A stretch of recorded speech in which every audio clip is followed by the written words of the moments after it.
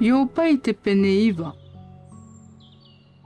Te whaatia io pai te atua, e mai hia rā te maitai e te ino atuar. Ua promaira io pa nā o maira. Ua i te au e o ia mau te reirara, e aharata te taata nei e riro ai e prautia i te aro o te atua. Iahin aro o iei te māro mai, tautani no atu tāna parira mai, e ore roa te ho e matara. Te paari o te au e te mana o te puai, o vai te maro atu iana, e ua riro mai iana te rei. O te iri te tumu noa hia te maumau e ana, e aore rātou i ite. E ua taihi tumu hia i tōna rariri. O te iwewe i te whenua, e ta e atura i te vaira, e ua awewe roa tōna maupou i ana. O te prau i te mahana e aore e hiti mai, e ua nei a te hete manana ini ai te mauwhetia. O iana e rā te hohora mai i te raira, e te taatahi i te aru o te moana. Nāna i hamani ia ota, e ia titiri, e ia time, e te maupiha moe i te pue i apato ara.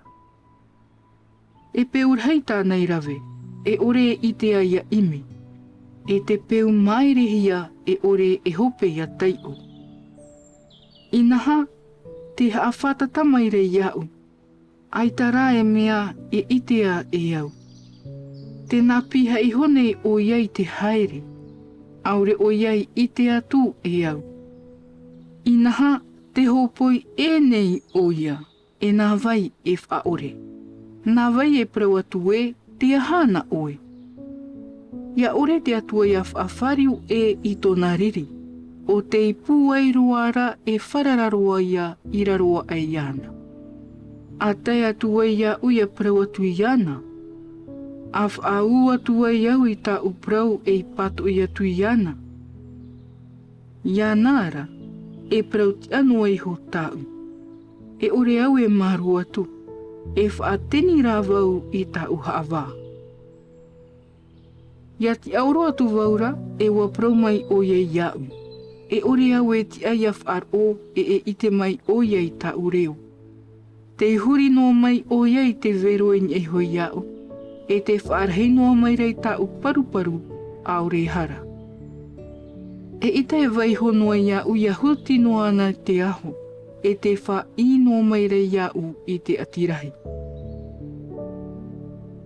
E parau ane au i te puai inha o ia te puai. E i te parau ti ara, o vai te riro mai e i te nau. Ia whaati avau ia uho, nā tā uvahavau e whaahapa. O tā uho te parau ti ara, nā te reira vau e haapio. O tā ura te parau ti amau, e ore au e haap o ia uho. Nā uho e wahavaha i tō uho ora. Te ira ta upro e wha i te hua. Te pohe nei te whea prautia e te paieti ore iana. Ia rawe u ana mai te pohe i te teipa, e ata oia i te atio te whea hara ore. Ua horo ohia te whenua i te rima o te paieti ore. E tōna mau haawara, te tapuehia nei e ana tō rātou mata.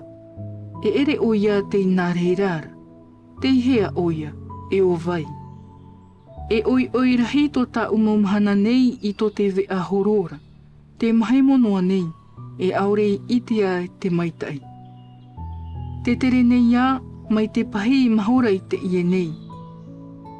E mai te aito nei a pū mai i ni ai tāna maa.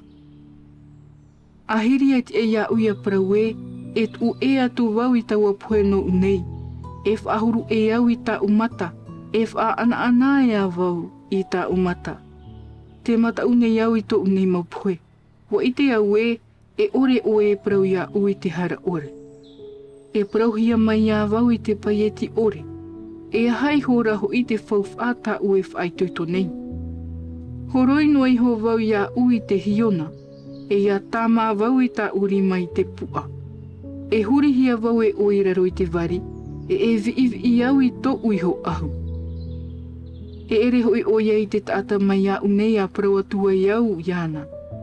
E ia whaafarere atu a maua i te hawara.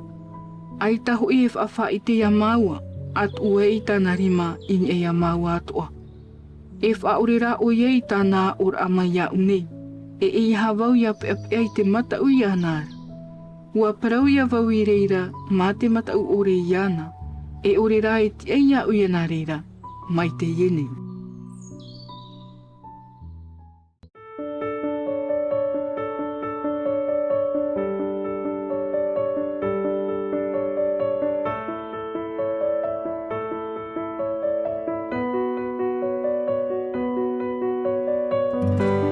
C'était votre lecture quotidienne de la Bible en langue tahitienne proposée par le Centre Média Adventiste, disponible en replay sur cma.adventiste.pf.